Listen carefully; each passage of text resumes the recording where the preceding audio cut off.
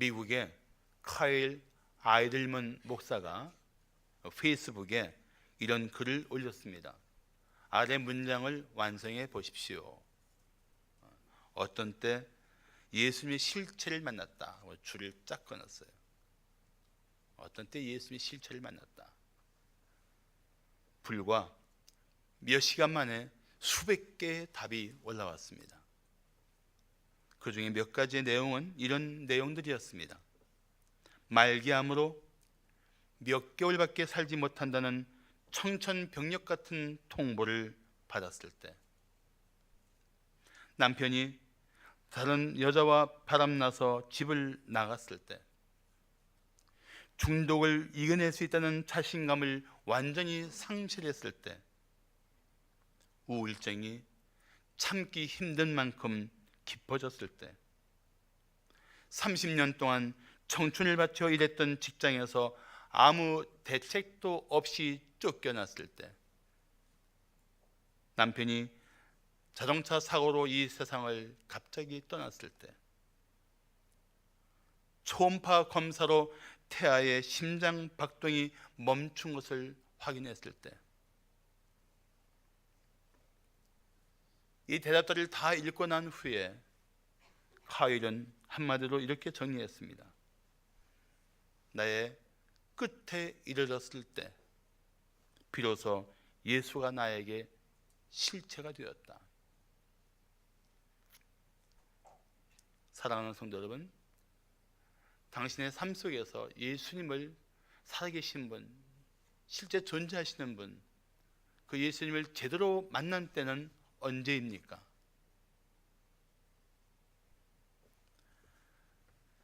카일이 말한 대로 자신의 삶이 끝자락에 이르러서야 예수님을 제대로 만난 분들이 있을 것입니다.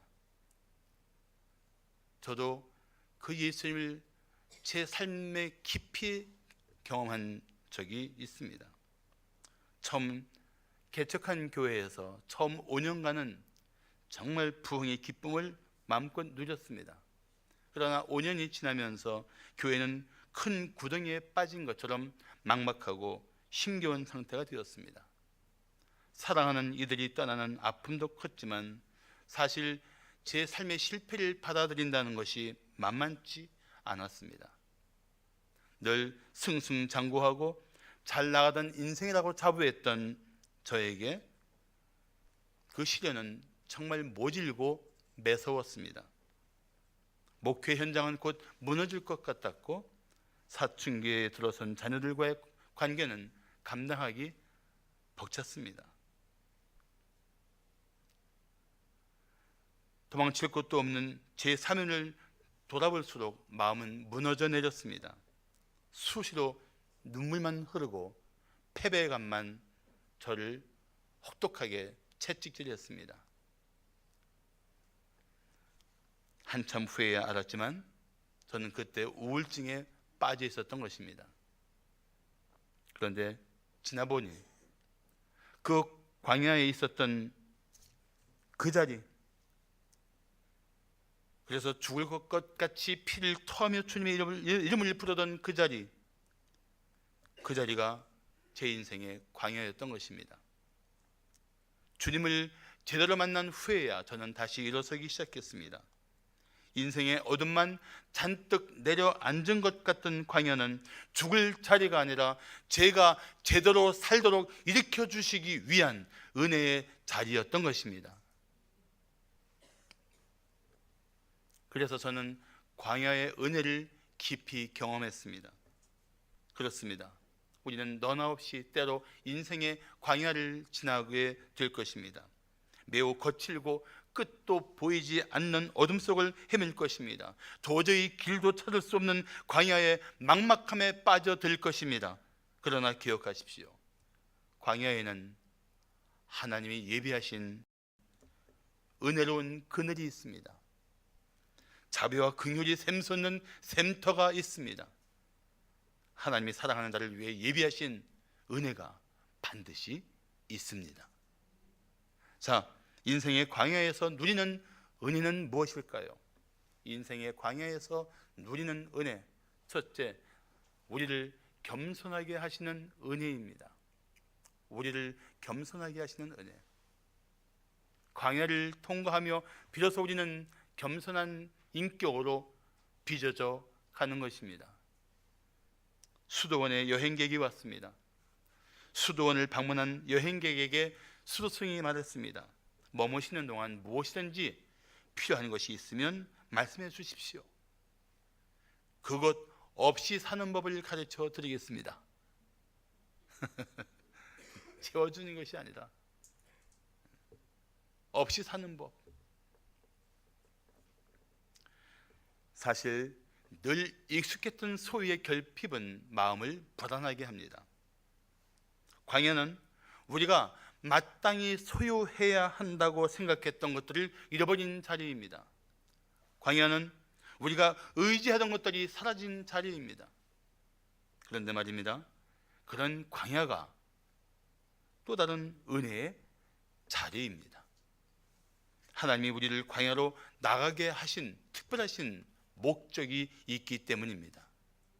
오늘 보면 12절과 13절은 말씀하기를 내가 먹어서 배부르고 아름다운 집을 짓고 거주하게 되며 또 내 소와 양이 번성하며 내 은금이 증식되며 내 소유가 다 풍부하게 될 때, 그때를 말씀합니다.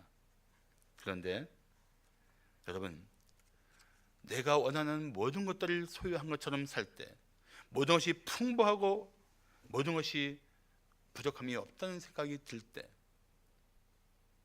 아니 작은 것에 만족하면서 이 정도면 됐다고 자기의 물질을 의지하기 시작할 때, 그걸 자랑하기 시작할 때 우리는 마음이 교만해지기 쉽습니다.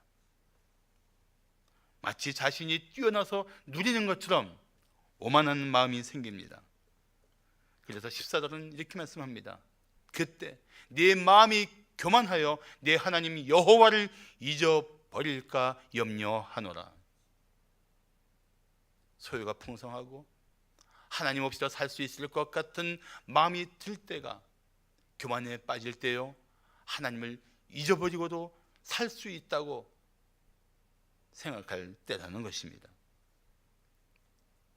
마음이 교만하게 된 사람의 현상 중에 하나가 하나님을 잊어버리는 것입니다. 하나님은 노예가 되어 고통에 빠져 있는 그 백성들을 애굽에서 구원하셨습니다. 그리고 그들을 하나님의 특별하신 계획 가운데 광야를 지나게 하셨습니다.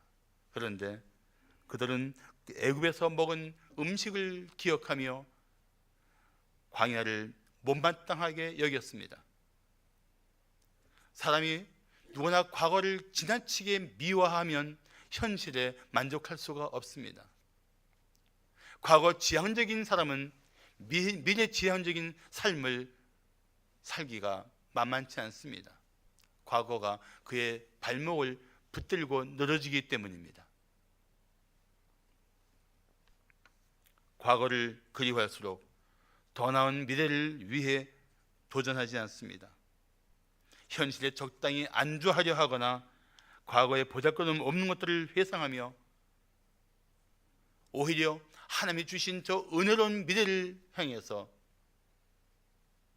도전하려는 마음을 잃어버립니다. 하나님을 향한 갈망도, 하나님이 하실 일들에 대한 기대도 없는 채 살기 쉽습니다.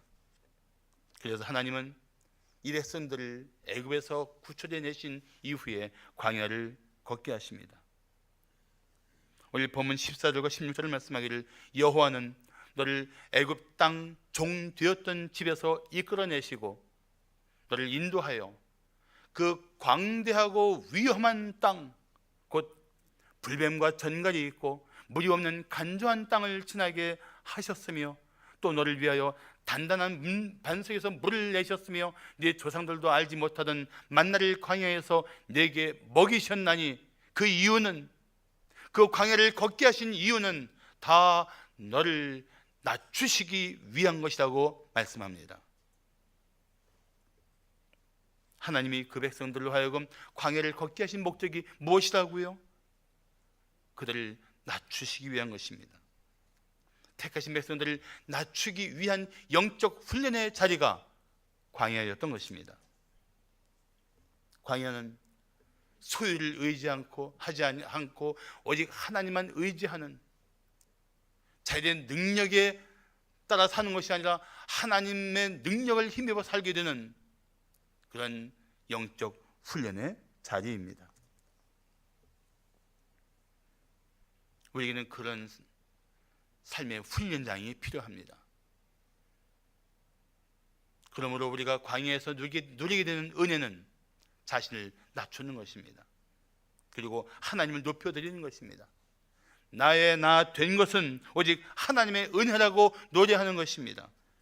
지금까지 나의 삶이 가능했던 이유가 오직 하나님의 자비와 긍휼 때문이었다고 고백하는 것입니다.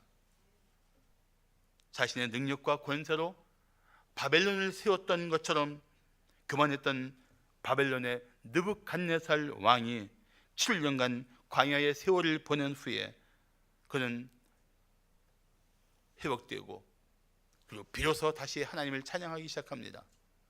그러므로 지금 나 느부갓네살은 하늘의 왕을 찬양하며 칭송하며 경배하노니 그의 일이 다 진실하고 그의 행하심이 의로우심으로 교만하게 행하는 자를 그가 능히 낮추심이라. 하늘의 왕이 누구이십니까? 하나님이십니다. 교만하게 행했던 자가 누구입니까? 느부갓네살이었습니다. 그래서 하나님은 그를 낮추시기 위해 광야를 허락하셨던 것입니다. 느부갓네살의 찬양은 광야의 훈련이 없이는, 광야의 연단이 없이는 부를 수 없는 노래였던 것입니다. 사랑하는 성도 여러분, 지금 당신이 인생의 광야에 있다고 생각하십니까? 그렇다면 스스로 문제를 풀려고 하던 모든 노력을 잠시 멈추십시오. 그리고 하나님 앞으로 다가오십시오. 하나님의 자비와 긍휼을 구하십시오. 시편 18편 27절을 말씀하기를 주께서 곤고한 백성은 구원하시고 교만한 눈은 낮추신다고 말씀하고 있습니다. 이제 겸손하게 자신을 낮추고 주님의 은혜를 구하십시오. 당신을 높이는 주님의 손에 붙들리게 될 것입니다. 그 광야, 자신을 낮추고 주님을 온전히 만나는 영적 훈련의 자리에서 겸손하게 주님을 의지하는 우리 성도들 되시기를 축복합니다. 자, 인생의 광야에서 누리는 은혜는 무엇일까요? 둘째, 광야를 감당하게 하시는 은혜입니다. 광야를 감당하게 하시는 은혜. 우리 교회의 정유찬 집사님은 중견 시인입니다. 우리 정 집사님이 쓴 팽이라는 시를 읽어드리겠습니다. 흔들릴수록 중심을 잡아야 했다. 두려운 건 채찍이 아니라 힘없이 쓰러지는 것. 어지러울수록 꼿꼿이 서서 빙글빙글 돌아야 했다. 하늘이 돌고 땅이 돌고 세상이 돌았다. 이 짧은 시를 쓴 후에 우리 정 집사님은 이런 설명을 했습니다. 내가 저 팽이라면 저 채찍이 두려울까? 아니면 내가 쓰러지는 것일까? 비틀거리고 어지러울수록 꼿꼿이 서야만 팽이가 팽이다운 것이다. 그래, 세상이 어지러워도 내 주위에 일어나는 모든 일을 채찍 삼아 살아야지.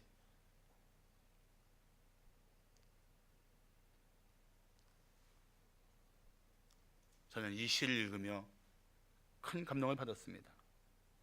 그래, 채찍을 허락하신 하나님을 의지하며 쓰러지지 말아야겠구나.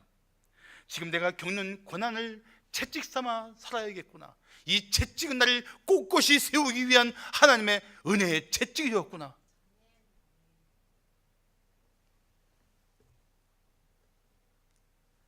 사랑하는 성도 여러분, 고난의 채찍을 맞으면서도 우리를 꼿꼿이 서서 그 삶을 살게 하시는 하나님, 그 하나님을 믿는 믿음이 살아있는 믿음이 아니겠습니까?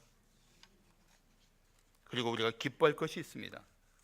하나님은 우리에게 고난을 허락하실 뿐만 아니라 그 고난을 감당하게 하시는 하나님이라는 것입니다. 오늘 본문 15절과 16절을 말씀하기를 너를 인도하여 그 광대하고 위험한 땅, 곧 불뱀과 전갈이 있고 물이 없는 간조한 땅을 지나게 하셨으며 또 너를 위하여 단단한 반석에서 물을 내셨으며 네 조상들도 알지 못하던 만나를 광야에서 네게 먹이셨나니라고 말씀합니다. 광대하고 위험한 광야는 어떤 곳입니까? 불뱀과 독이 강한 전갈이 있습니다. 죽음의 위협이 있다는 것입니다. 물이 없는 메마르고 삭막한 땅입니다. 도저히 먹고 마실 것을 찾을 수 없는 죽음의 자리입니다. 어떤 것도 기대할 수 없는 절망의 자리입니다. 그런데 하나님이 그 광야를 걷게 하신 백성들을 위해서 놀라운 은혜를 펼쳐주십니다. 도저히 기대할 수 없는 삶의 자리인 그 반석에서 물을 내십니다. 졸졸 흐르는 정도가 아니라 수많은 백성들과 가축들이 흡족하게 먹을 수 있는 엄청난 양의 물이 도저히 상상치 못한 자리에서 뿜어져 올라옵니다. 하늘에서 만나를 내려 먹게 하십니다. 날마다 먹어도 40년간 끊이지 않도록 날마다 부어주시는 은혜로운 양식입니다. 광야에서 생존하게 하시는 하나님의 은혜를 누리며 백성들은 그 광야를 헤쳐갈 수 있었습니다. 그리고 하나님이 예비하신 그 목적지를 향해 전진할 수 있었습니다. 지금 우리가 그렇게 살고 있는 거 아십니까? 느헤미야 9장 19절부터 21절을 말씀하기를 주께서는 주의 크신 긍휼로 그들을 광야에 버리지 아니하시고 낮에는 구름 기둥이 그들에게서 떠나지 아니하고 길을 인도하며 밤에는 불 기둥이 그들의 갈 길을 비추게 하셨사오며 또 주의 선한 영을 주사 그들을 가르치시며 주의 만나가 그들의 입에서 끊어지지 않게 하시고 그들의 목마름이 인하여 그들에게 물을 주어 40년 동안 들여서 기르시되 부족함이 없게 하심으로 그 옷이 헤어지지 아니하였고 발이 부르트지 아니하였다고 말씀합니다. 어떻게 이 막막한 삶의 자리에서 이 놀라운 은혜가 가능했던 것입니까? 하나님 때문입니다. 그렇습니다. 우리가 힘겨운 인생의 광야에서도 생존하도록 먹이시고 돌보시는 하나님의 은혜를 아십니까? 일용할 양식을 위하여 기도할 때 신실하신 하나님이 우리를 어떻게 먹이시고 돌보시는지를 벌써 잊었습니까? 잊지 마십시오. 우리가 어떻게 그 놀라운 은혜를 잊을 수 있습니까? 그래서 시편 136편 16절을 말씀하기를 그의 백성을 인도하여 광야를 통과하게 하신 하나님에게 감사하라. 그 인자심이 영원함이로다. 할렐루야. 우리를 인생의 광야에서도 생존하게 하시는 하나님, 광대하고 위험한 땅에서도 모든 난관을 감당하게 하신 하나님, 그 하나님이 지금 우리를 붙들고 계십니다. 어려서 시력을 잃은 환희 크로스비는 평생 어둠 속 같은 육체의 고통스러움에 살면서도 그 마음은 그 광야에서 부를 수 있는 노래가 있었습니다. 그 노래가 오늘 불렀던 나의 갈 길 다 가도록입니다. 2절 가사는 이렇게 노래하고 있습니다. 나의 갈 길 다 가도록 예수 인도하시니 어려운 일 당한 때도 족한 은혜 주시네. 나는 심히 고단하고 영혼 매우 가라나 나의 앞에 반석에서 샘물 나게 하시네. 나의 앞에 반석에서 샘물 나게 하시네. 나를 생존하게 하시고 감당하게 하시는 그분의 은혜가 있다면 우리는 인생의 광야에서도 이 노래를 부르며 앞으로 나갈 수 있어야 합니다. 마지막으로 인생의 광야에서 누리는 은혜는 무엇일까요? 셋째, 삶을 복되게 하시는 은혜입니다. 삶을 복되게 하시는 은혜. 광야를 지나던 부자가 있었습니다. 힘겹게 그 광야를 지나는 중에 어느 날 그들은 공동 묘지를 발견했습니다. 아들은 울먹이며 말했습니다. 아빠, 우리는 결국 여기서 죽나 봐요. 그러자 아버지가 웃으며 말했습니다. 아들, 아니야. 여기 공동 묘지가 있다는 것은 이제 가까운 곳에 마을이 있다는 증거야. 드디어 우리는 광야를 빠져나온 거란다. 그렇습니다. 그런 겁니다. 더욱 절망스러운 상황 때문에 낙심하지 마십시오. 오히려 하나님의 때가 가까워진 것을 기대하십시오. 하나님의 선하심과 인자하심을 믿습니까? 그렇다면 마침내 우리를 향해 계획한 일이 반드시 이루어질 때가 올 것을 믿으십시오. 목욕탕 타월에 인생의 명문이 쓰여 있었습니다. 누구나 다 때가 있다. 하나님의 때가 있습니다. 오늘 16절은 이렇게 끝납니다. 너를 시험하사 마침내 내게 복을 주려 하심이었느니라. 저는 이 말씀 앞에 노래하며 춤추고 싶습니다. 마침내 복을 주시는 나의 주, 나의 하나님, 마침내 나의 삶을 향한 그 계획들을 능히 이루시는 나의 주, 나의 하나님, 광야를 허락하신 하나님이 그 뜻을 계획하시고 그 자리로 나를 이끌고 가시다는 이 사실이 얼마나 놀라운 은혜입니까?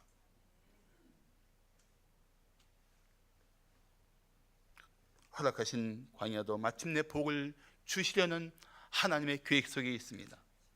허락하신 고통도 마침내 노래하게 하시려는 하나님의 뜻 속에 있습니다. 그래서 우리는 어떤 상황에서도 마침내 우리를 복되게 하시는 하나님을 믿고 기다려야 합니다. 사랑하는 성도 여러분, 요즘 현실이 만만치 않습니다. 우리 민족이 헤치고 나가야 할 상황이 갈수록 꼬이는 것처럼 보입니다. 국제 정세 속에서 우리나라가 풀어야 할 일이 거대한 벽 같습니다. 경제 사정이 어려워 국민들의 삶이 막막해 보입니다. 저희는 사업하는 분들이 사업이 어렵다고 입에 달고 살았지만 그래도 직장 생활하는 사람들은 안정된 월급을 받으며 살 수 있었습니다. 이젠 그 직장마저도 안전하지 못한 삶의 위기 가운데 우리 성도들이 살고 있습니다. 그러나 뒤 돌아보십시오. 우리는 1950년 6월 25일 북한 공산당의 침략으로 폐허가 된 삶의 자리를 박차고 일어난 민족입니다. 개발도상국가로서 놀라운 경제 성장을 이룩한 나라입니다. 우리가 여기 이 자리까지 온 것이 우리의 힘입니까? 우리의 능력입니까? 아닙니다. 우리 민족을 사랑하신 하나님의 은혜가 있었기 때문에 가능했던 것입니다. 사실 전쟁 당시는 너무 비참했습니다. 민주화 과정은 정말 고통스러웠습니다. 그러나 마침내 우리는 모든 절망의 자리를 박차고 일어나지 않았습니까? 마침내 복을 주시는 하나님의 은혜가 믿음으로 사는 당신에게도 반드시 나타날 것입니다. 그러므로 인내하며 마침내 복을 주실 하나님을 끝까지 바라보십시오. 그 하나님을 바라보고 참고 인내하는 일들에 실패하면 자신의 생각대로 자신의 방식대로 문제를 풀어나가려고 우리는 서두를 수밖에 없습니다. 그런데 하나님을 앞지르는 것은 바람직하지 않습니다. 하나님이 인도를 받지 않고 내가 살고자 뛰어드는 것은 바람직하지 않습니다.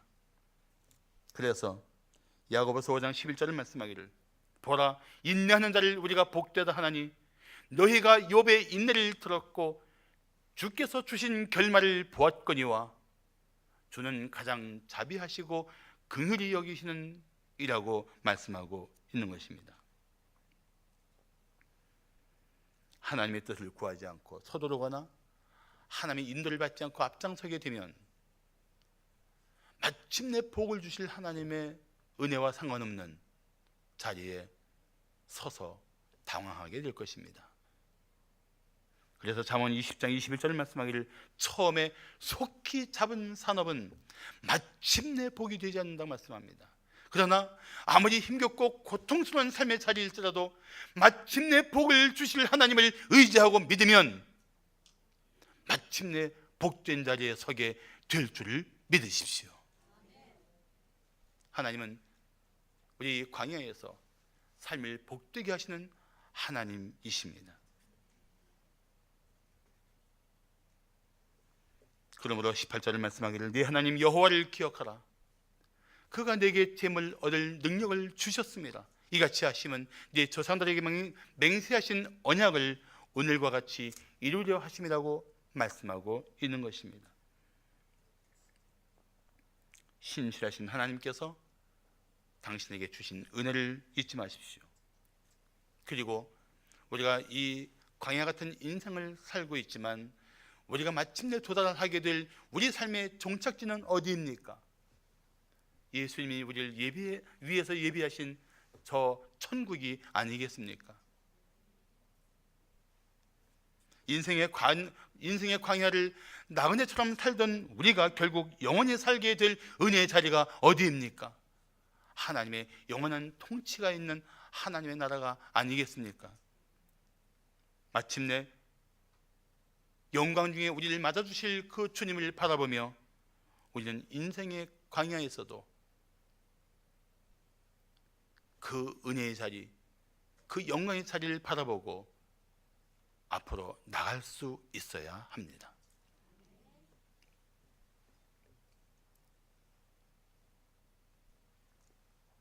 고난의 광야를 걷고 있던 어느 분이 제게 이런 말을 했습니다. 목사님, 광야에 연단이 없이 하나님이 원하는 삶을 살 수 없을까요?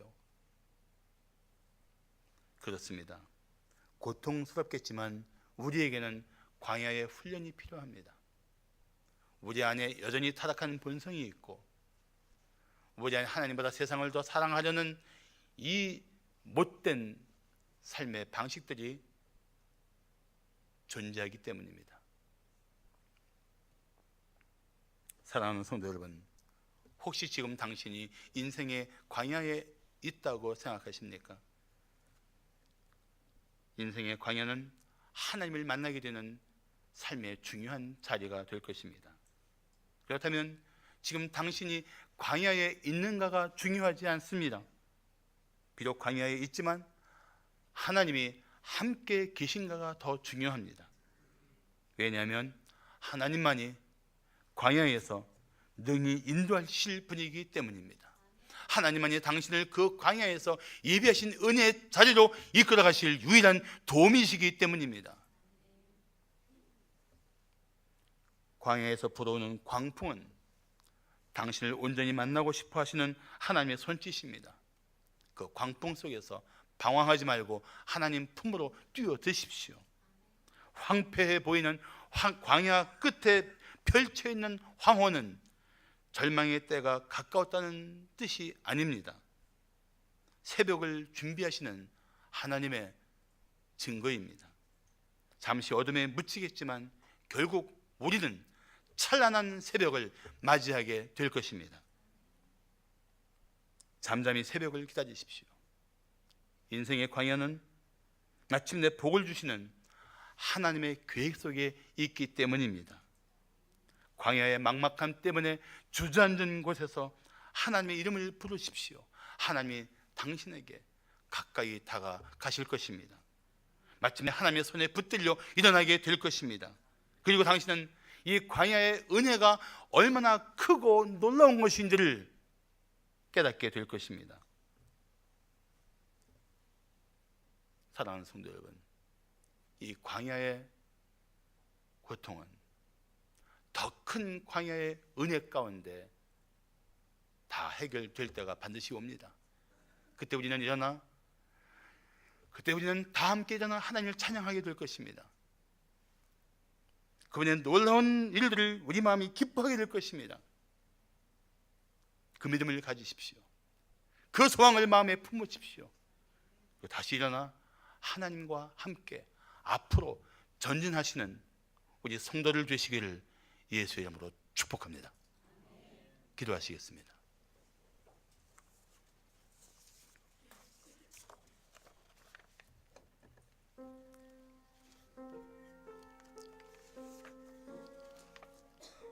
사랑하는 성도 여러분, 해결되지 않는 문제가 오랫동안 당신을 지치게 했습니까? 도저히 풀릴 것 같지 않은 삶의 현실이 여러분의 마음을 무너뜨렸습니까? 아무것도 보이지 않는 막막함 때문에 소망조차 잃어버린 채 마음으로 방황하고 있습니까? 당신이 광야에 살고 있다는 증거입니다. 그러나 하나님은 당신을 결코 버리지 아니하시며 마침내 하나님의 계획하신 은혜의 자리로 당신을 일으켜 주시고 걷게 하실 것입니다. 그 자리까지 이끌어 주실 것입니다.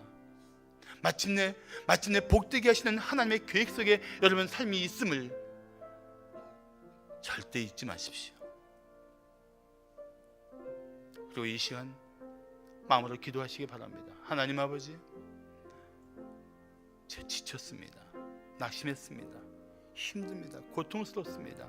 그러나 저를 붙들어 주시고 일으켜 주시면 다시 주님과 함께 걸을 수 있습니다. 전진할 수 있습니다. 주님, 저를 도와주시옵소서. 하나님이 여러분의 눈에 눈물을 친히 닦아주시고 여러분의 상하고 고통스럽다는 마음들을 어루만지시며 다시 일어나 걷고 뛰게 하실 것입니다. 다 같이 기도하시겠습니다.